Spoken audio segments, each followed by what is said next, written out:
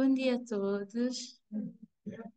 Eu não tive muito tempo a preparar, mas espero que gostem.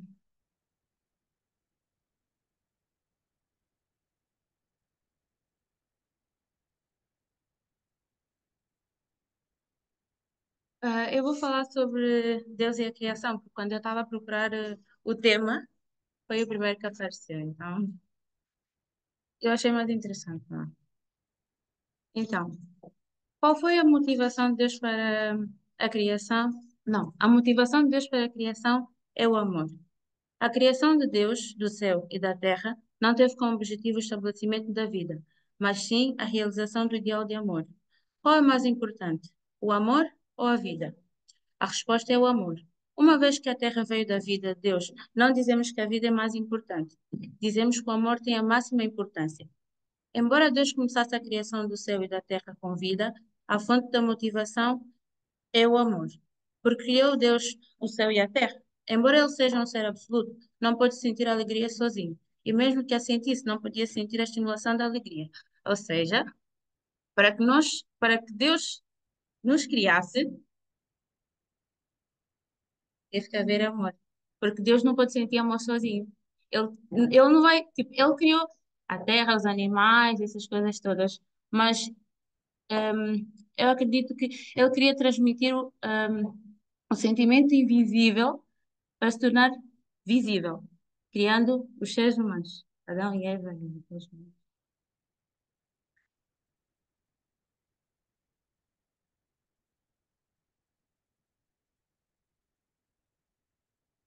A criação significa um investimento de energia. Quanto Deus, quanto investiu Deus? Algumas pessoas pensam que Deus criou o mundo com a palavra, como se tratasse de um jogo, mas não. Deus completamente investiu vida, amor e ideal verdadeiros. Não amamos algo para o qual não trabalhamos duramente, sem o nosso sangue e carne. Assim, as situações antes da criação e depois dela são diferentes. Antes da criação, Deus pensou em si próprio, mas depois de começar a criar, serviu companheiro, objeto. Por isso, não existimos para nós próprios, mas para os nossos companheiros, para os nossos filhos e filhas. Por isso, cada ser criado é um objeto substancial de Deus, isto é, cada ser é a expressão e a forma visível das características duais de Deus. Logo, cada ser criado se torna um objeto perfeito para Deus, ou seja, a vontade de Deus fica plenamente realizada. A Bíblia diz que Deus criou o mundo e descansou no sétimo dia. Entretanto, muitas pessoas têm debatido se esse dia foi 24 horas, se era um tempo definido. Apesar das várias teorias, o mais importante é que Deus é o Criador. Em Gênesis 1, e também podemos ver que os primeiros versículos da Bíblia fala da criação, depois a queda. No princípio, Deus criou os céus e a terra era sem forma e vazia, mas havia água. Então, durante 6 dias, Deus criou. No primeiro dia, criou a luz, no segundo dia, criou o céu, no terceiro dia, criou a terra e a vegetação, no quarto dia, os corpos celestes, sol, lua, estrelas, no quinto dia, os animais, aves, coisas assim. E no sexto dia criou os animais terrestres e os seres humanos. E no sétimo dia Deus descansou e abençoou o sétimo dia e insistiu como dia de descanso. Deus criou o mundo de modo a realizar amor. Ele criou o universo para se regozijar com as pessoas e todas as coisas, unificando-se no seu amor e formando um mundo harmonioso de amor. Desse modo, ele podia regozijar-se com as pessoas, tornando-se verdadeiros maridos e mulheres sentados no seu amor e criando famílias, tribos, raça e um mundo de verdadeiro amor. Ele podia saborear a alegria do amor pela sua união com tais pessoas e, através do amor, este era o ideal da criação de Deus. A finalidade da criação dos seres humanos. Deus criou os seres humanos por causa do amor. Eles diferem em todas as coisas porque foram criados como filhos e filhas de Deus. Ou seja, foram criados como companheiros de Deus que podem receber o seu amor direto. Este é o privilégio dos seres humanos.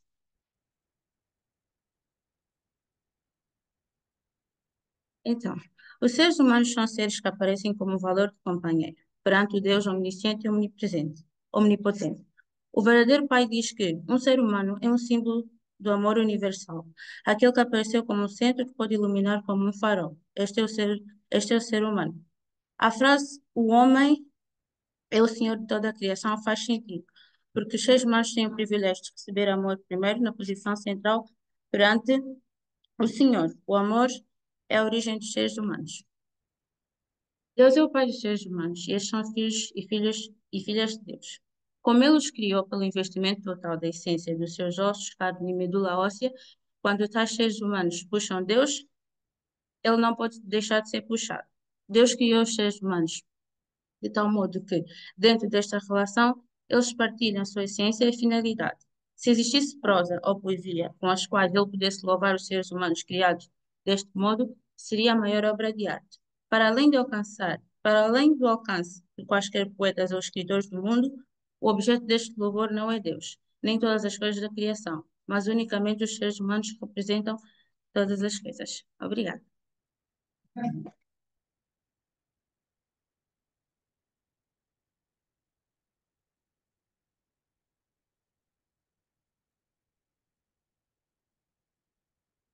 Pronto, obrigada, Fernanda.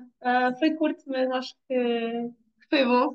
É sempre bom relembrar toda a intensidade que Deus meteu em criar-nos e todo o amor que Ele realmente investiu. E pronto, para que realmente possamos sentir um bocadinho mais esse amor, ao lembrarmos disso. Agora vamos dar as boas-vindas ao Flávio, o nosso segundo orador de hoje.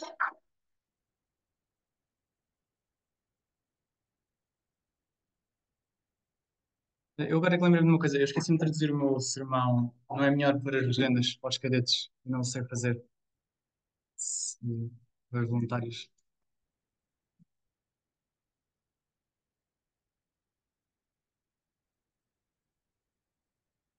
Senão também não há qualquer problema.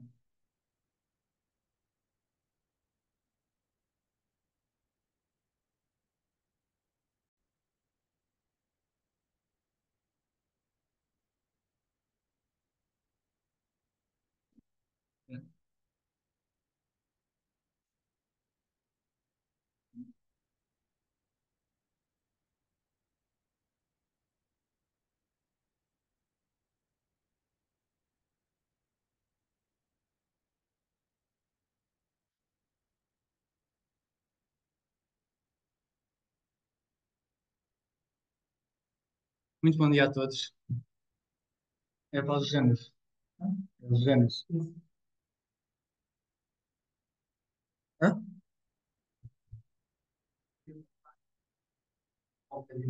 E só aperta aqui, ó. Pronto.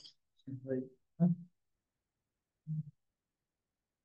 E é só para você. É o modo apresentador, tá vendo? É o próximo slide, é assim. Obrigado, João. É isso. Agora já sei para a próxima vez. Muito bom dia a todos vós. Ainda bem que eu sou atleta, porque o meu coração estava tão rápido de vir aqui. Até parece que é a primeira vez que estou a fazer isto. Se fosse outra pessoa normal, já tinha caído para o lado. Portanto, sim, mas durante esta semana eu pensei o que é que podia apresentar aqui para vós e o que é que também podia ofertar a Deus. E eu pensei na fé. E a fé é uma coisa muito bonita e toda a gente tem uma fé diferente. E são várias expressões da personalidade de Deus. E sempre me inspirou bastante. E inclusive esta semana disseram que eu tinha uma fé como uma pessoa da primeira geração. Ou seja, compararam a uma pessoa da primeira geração. E isso para mim é um elogio, porque realmente são os nossos pioneiros e a nossa fundação que nós podemos aqui estar hoje. Então eu quis mais uma vez prestar homenagem a isso. E aqui estão 13 razões. Eu pensei em primeiro nos 10 mandamentos, mas depois, até chegar à parte final, à versão final, eu vou apresentar-vos aqui 13 pontos ou 13 novas inspirações que vocês podem ter para guiar a vossa vida de fé. E então, hoje vou partilhar 13 razões para refletirmos sobre o incrível potencial de Deus, o qual potencial, para refletirmos sobre o incrível potencial que Deus colocou em cada um de nós. Muitas vezes olhamos para nós mesmos e subestimamos aquilo que podemos realizar, aquilo que somos chamados a ser. Então, vamos tirar um momento agora para refletir sobre o que significa viver de acordo com esse potencial, com o potencial que todos nós já nascemos. O primeiro ponto é viver para o propósito interno, investir no que realmente importa. A nossa vida terrena, embora breve, é uma preparação para a eternidade. E aqui, em cada ponto, eu incluí um versículo da Bíblia, para realmente, mais uma vez, prestar homenagem às nossas raízes. Em 2 Coríntios 4,18, Paulo nos diz: não atentando nós nas coisas que se veem, mas nas que não se veem, porque as que se veem são temporais e as que não se veem são eternas. Ao investir os nossos esforços nas coisas que têm valor eterno, como o amor e o bem dos outros, estamos construindo um legado que transcende a nossa vida terrena. O legado mais precioso é a forma de como tocamos no coração dos outros. Embora a nossa vida seja passageira, o impacto que podemos ter na vida dos outros é duradoura. O exemplo da nossa fé e das nossas ações pode influenciar e inspirar as gerações futuras. Ao viver com integridade e amor, deixamos um legado que continua a inspirar e a guiar os outros, mesmo depois da nossa passagem. Portanto, o que nós podemos deixar para trás é a forma de como ajudamos os outros, como agimos perante os outros e o bem que fizemos aos outros. Porque é isso que realmente marca o nosso coração e, pelo menos na minha opinião, é o que me fica sempre na recordação das pessoas. Muito mais do que presentes ou memórias, é o que elas me fizeram sentir. Segundo ponto, é o nosso potencial vem de Deus. Quantas vezes já nos sentimos incapazes, pequenos e insuficientes? Sei que todos nós, em algum momento, olhamos para os nossos desafios e pensamos: não consigo, não sou capaz. Mas sabem que essas palavras são contrárias ao que Deus diz? Porque a palavra de Deus ensina-nos que o nosso potencial não está limitado pelo que vemos ou pelo que sentimos. Em Filipenses 4,13 lemos: tudo posso naquele que me fortalece. Esta promessa não se refere apenas às grandes realizações, mas também às pequenas batalhas diárias. Com Deus, o nosso potencial é ilimitado. A nossa força vem dele. Quando nos sentimos fracos, é Ele a quem nos levanta. Quando achamos que não temos mais energia para continuar, é Ele quem nos dá força. Pensamos em Moisés, quando Deus o chamou para libertar o seu povo. Moisés hesitou. Ele olhou para as suas limitações, a sua falta de eloquência, as suas inseguranças. Mas Deus viu o potencial dele. E sabemos o resultado. Moisés, um homem comum, tornou-se o líder que guiou o povo de Israel à liberdade. Da mesma forma, Deus olha para nós e vê algo que muitas vezes não conseguimos ver. Ele vê o nosso verdadeiro potencial. Muitas das vezes os pais o conseguem ver, o nosso verdadeiro potencial, muito mais do que nós conseguimos ver também. Por isso é que os nossos pais sempre acreditam em nós, são os nossos primeiros apoiantes. Terceira razão, usar os dons para glorificar a Deus. Agora, uma pergunta importante que devemos fazer é como usamos o potencial que Deus nos deu. Porque muitas vezes esta é uma questão que eu me faço a mim mesmo. E uma preocupação minha, que é, no meu dia a dia, se eu não faço o suficiente, eu estou a desperdiçar o potencial que Deus me deu. E isso realmente assusta muitas das vezes. Uma coisa é reconhecer que temos esse potencial, outra é colocá-lo em prática. São coisas bastante diferentes. Muitas vezes vivemos a vida com medo de errar ou de fracassar, mas Deus não nos deu dons e talentos para os enterrarmos ou simplesmente desperdiçarmos uma vida sem os usarmos. Como na parábola dos talentos, Mateus 25, 14, 30, Ele quer que os usemos, que os multipliquemos para a sua glória. Sei que entre nós há pessoas com dons diferentes. Alguns são talentosos na música, como a Melissa e como a Eugene, that you sing so well. Outros na palavra, outros no serviço, outros na liderança, como o Sérgio Neto, na empatia, como a minha mãe. Não importa qual seja o dom, todos temos algo a construir para o reino de Deus. A vida de quem ama a Deus genuinamente não deve ser uma vida de passividade, mas sim uma vida de ação, de serviço e de transformação. Jesus disse em Mateus 5,16: assim brilha a vossa luz diante dos homens para que vejam as vossas boas obras e glorifiquem o vosso Pai que está nos céus. O nosso potencial foi dado por Deus para que sejamos luz no mundo, para que, através de nós, outros possam conhecer o amor e a grandeza de Deus. Portanto, nós podemos ser o motivo, podemos ser a prova de que Deus é bom. Razão número 4. O poder da fé que nos faz superar tudo. A fé que temos em Jesus Cristo, ou em Deus, ou nos verdadeiros pais, é o poder que nos capacita de superar qualquer coisa que o mundo coloque no nosso caminho. Em 1 João 5,4, encontramos esta vontade poderosa. Porque todo o que é nascido em Deus, de Deus, vence o mundo. E esta é a vitória que vence o mundo, a nossa fé. A nossa fé em Deus não é apenas uma crença passiva. É uma força ativa que nos dá poder para vencer qualquer obstáculo. Muitos de nós subestimamos este poder, este superpoder que nós temos, que é a nossa fé. À medida que enfrentamos dificuldades, é a nossa fé que nos sustenta e nos conduz à vitória. Agora é importante reconhecer que haverá obstáculos no nosso caminho. Nenhum de nós está livre de desafios, dificuldades ou até fracassos. Contudo, é nesses momentos que o nosso potencial é verdadeiramente testado. Quando tudo está bem, é fácil acreditar em Deus e em nós mesmos, mas é nos momentos de dificuldade que devemos lembrar-nos das promessas que fizemos a Deus. Ele não nos abandona, pelo contrário, é nesses momentos que Ele mais se aproxima de nós. Quando somos fracos, Ele é forte. Muitas vezes pensamos que estamos abandonados por Deus, mas Ele está mais perto do que nós pensamos. Como o apóstolo Paulo escreveu em 2 Coríntios 12:9, a minha graça te basta, porque o poder se aperfeiçoa na fraqueza.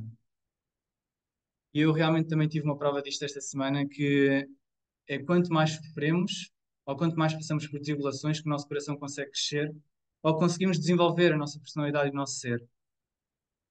Lembrando-nos da história de Davi, ele era o menor dos seus irmãos, um simples pastor de ovelhas, e ainda assim foi escolhido por Deus para ser o rei de Israel. Quem diria que aquele jovem iria derrotar um gigante e liderar uma nação? Mas o que fez a diferença foi a sua fé em Deus e na sua disposição para usar o potencial que Deus lhe deu. Falo muito disto aqui, o potencial equivale à nossa fé. É o nosso potencial e o nosso superpoder. Razão número 5. Viver em intimidade com Deus. Para vivermos de acordo com o potencial que Deus nos deu, precisamos de cultivar uma vida de intimidade com Ele.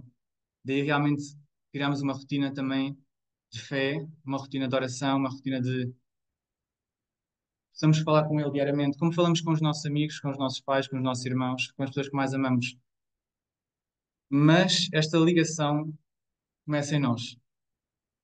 Não é como a nossa mãe, por exemplo, que vai ter connosco e diz: está tudo bem, precisas de alguma coisa, ou posso ajudar com algo. Ele não fala connosco, nós não o ouvimos. Então, nós temos que procurar a Deus. Tudo começa e termina com a nossa relação com Deus. Muito importante. Sem Ele, somos como ramos separados da videira que eventualmente se secam. Em João 15:5, Jesus disse: Eu sou a videira, vós sois os ramos. Quem permanece em mim e eu nele, esse dá muito fruto. Pois sem mim, nada podeis fazer. A oração e o estudo da palavra, quanto ao quê? Ou a nossa comunidade, que é o mais importante, são essenciais para nos mantermos conectados a essa fonte da vida. Nós estamos a alimentar o nosso corpo espiritual. Quando permanecermos em Deus, começamos a ver o mundo com outros olhos. Vemos oportunidades onde antes não víamos ou só víamos problemas. Vemos pessoas que podemos ajudar, situações que podemos transformar, porque estamos a olhar para tudo com os olhos de Deus ou com os olhos do amor. Razão número 6. O poder da gratidão muda o coração. Um coração grato abre as portas para as bênçãos de Deus. Às vezes estamos tão focados em os nossos problemas que esquecemos completamente de olhar para tudo aquilo que já temos. E por isso é que pensamos que a nossa vida muitas vezes é má. Porque nós estamos tão sobrecarregados de coisas boas que quando aparece uma coisa má, tentamos tudo a perder ou pensamos que a nossa vida realmente é má. Porque são mais pequenas as coisas más que acontecem na vida do que as boas. As boas estão sempre lá, do princípio ao fim da nossa vida. As más vão aparecendo de vez em quando. E nós pensamos que é tudo sobre coisas más, o que não é. Por isso é que nos chama tão a atenção, porque são tão raras as coisas más que nos acontecem. A gratidão não só muda a nossa atitude, mas também abre caminho para Deus fazer mais na nossa vida.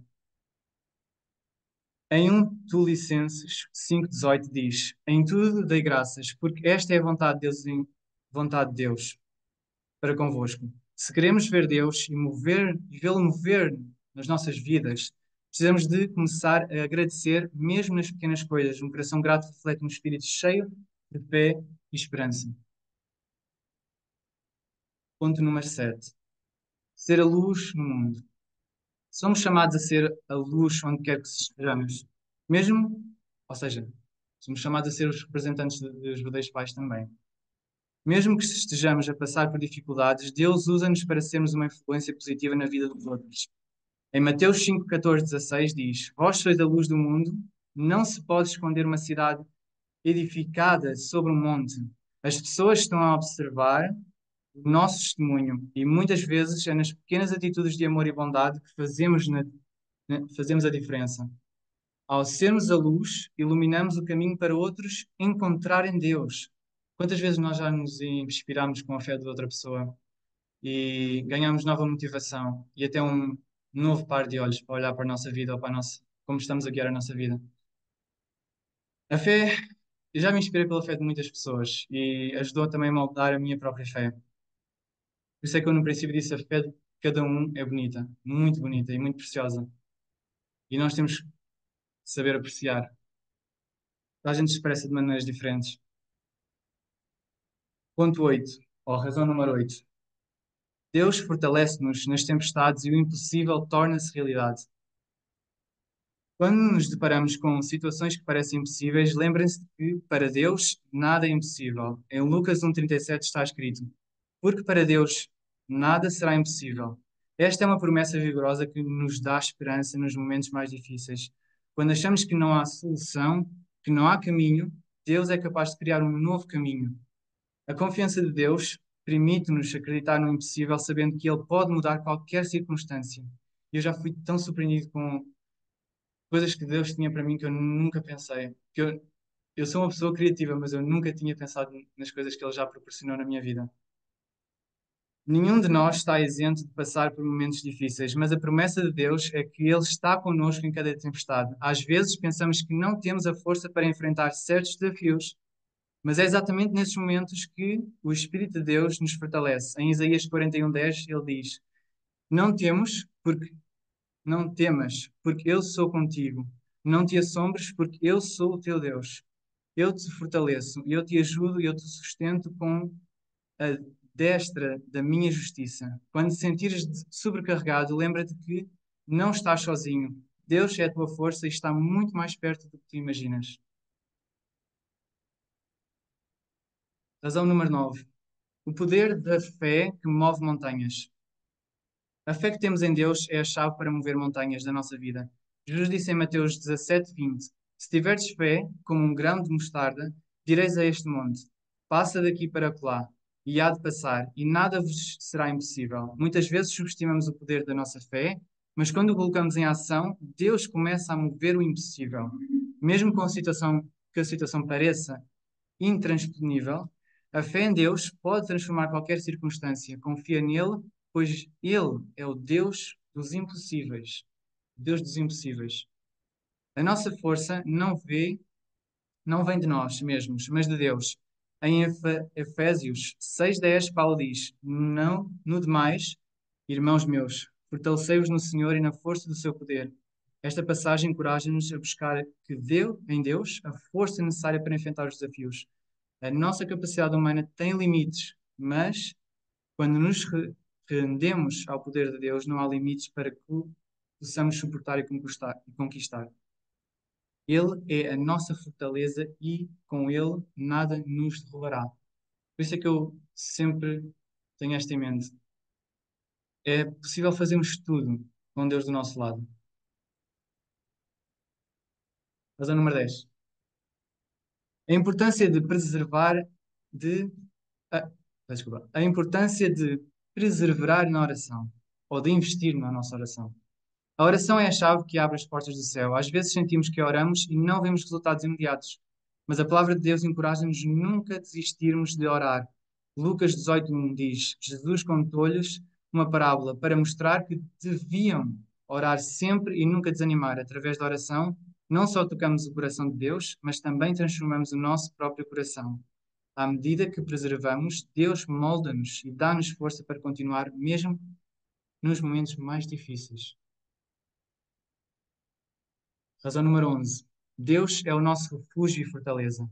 Quando nos deparamos com tempestades na vida, pode parecer que estamos perdidos no meio do caos. No entanto, Salmos 46:1, mais uma prova na Bíblia, lembra-nos que Deus é o nosso refúgio e fortaleza, socorro bem presente nas tribulações. Esta declaração não é apenas um consolo, mas sim uma poderosa, verdadeira verdade sobre a presença constante de Deus em nossas vidas. Em momentos de crise, em que o mundo parece desmoronar ao nosso redor, Deus permanece como o nosso refúgio, seguro e a nossa fonte de força. A história bíblica está repleta de exemplos de como Deus atua como refúgio e fortaleza para os seus filhos.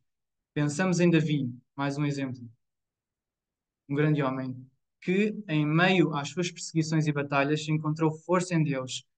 Em 2 Samuel 22, 2, 3, Davi declara: O Senhor é a minha rocha, a minha fortaleza e o meu libertador. Deus é o meu rochedo, em quem me refugio, e o meu escudo e o poder da minha salvação. Davi experimentou de forma pessoal a proteção e a força que Deus oferece em tempos de dificuldade. Razão número 12. A confiança em Deus traz paz interior.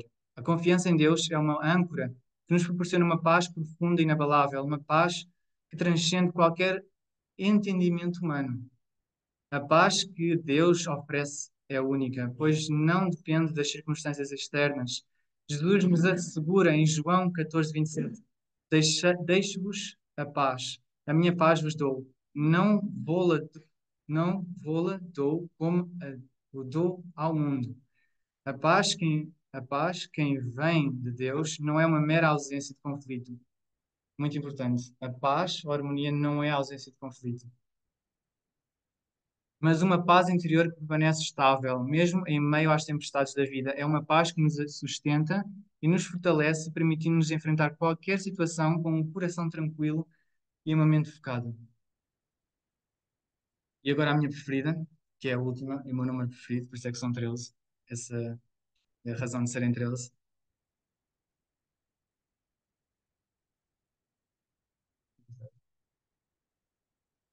Caminhando em amor e unidade.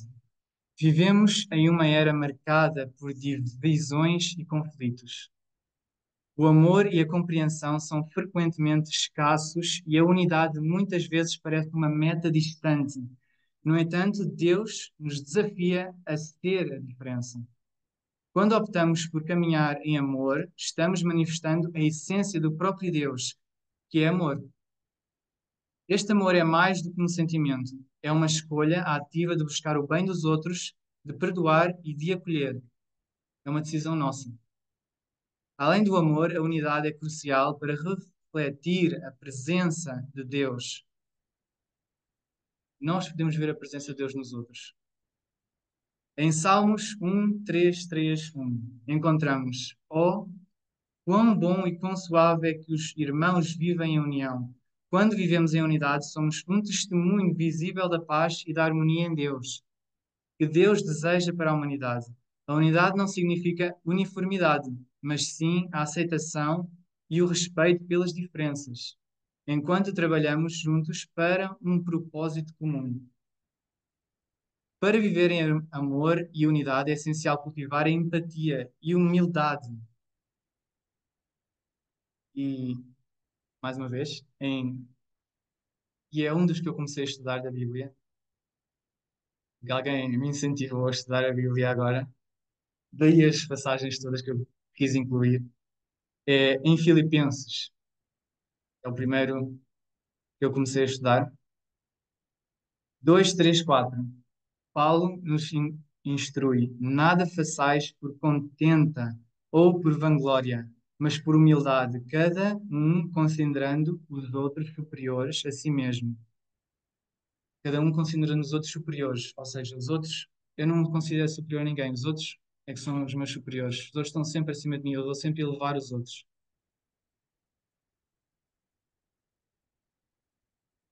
Não atende cada um para o que é propriamente seu, mas cada qual também para o que é dos outros. Ao adotar esta postura, criamos um ambiente onde a paz pode prosperar e onde a presença de Deus pode ser extremamente experimentada de forma tangível. E agora, para concluir, um desafio para vocês. Nesta nova semana, lanço o desafio de sermos conscientes nas nossas interações e decisões. Que cada ação e cada palavra seja guiada pelo amor e pelo desejo de promover a unidade. Sejamos instrumentos de paz, ajudando a construir pontes e a reconciliar diferenças ao refletirmos o amor de Deus em nossas vidas. Tornamos-nos agentes da transformação, contribuindo para um mundo mais harmonioso e compassivo.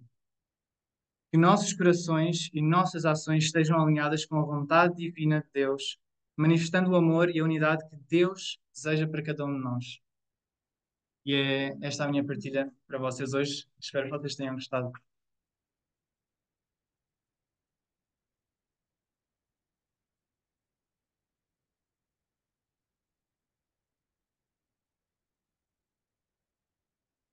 Espero que vocês tenham realmente gostado e que tenham conseguido tirar alguma coisa ou alguma inspiração para isso da Bíblia. A segunda geração, talvez. A Bíblia é o estudo cristão.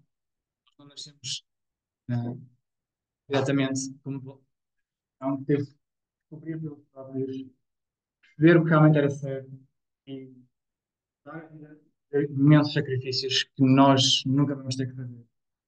Ou vamos ter que fazer outros, mas vocês fizeram. E conectou-me também com o passado, com a minha linhagem, com os meus antepassados que eram muito. Portanto, foi uma linhagem que eles vieram. E para as que ainda não existiram. E aí,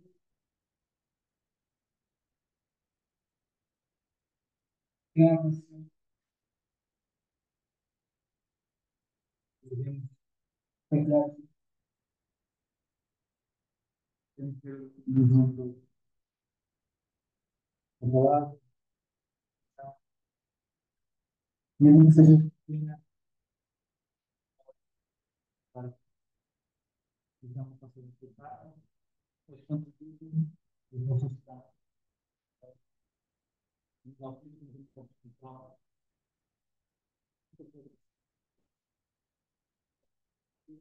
e sempre lembrarmos que o maior e é esse nosso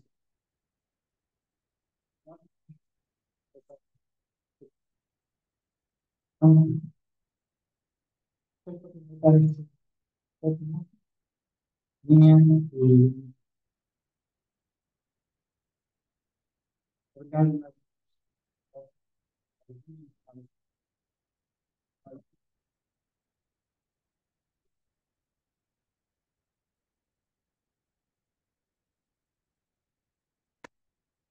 Ahm, não sei se o tio Sérgio agora terá anúncios ou se há algum anúncio a ser realizado.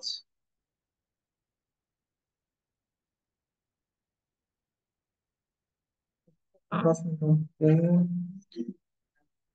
Pronto, então no próximo serviço, domingo, dia 22 de setembro, o nosso orador será o Liberto Silva, o nosso MC será o Sérgio o Vieira. Pronto, vamos então despedir-nos aqui do Zoom. Adeus. Toda a gente aqui na sala também está a dizer adeus.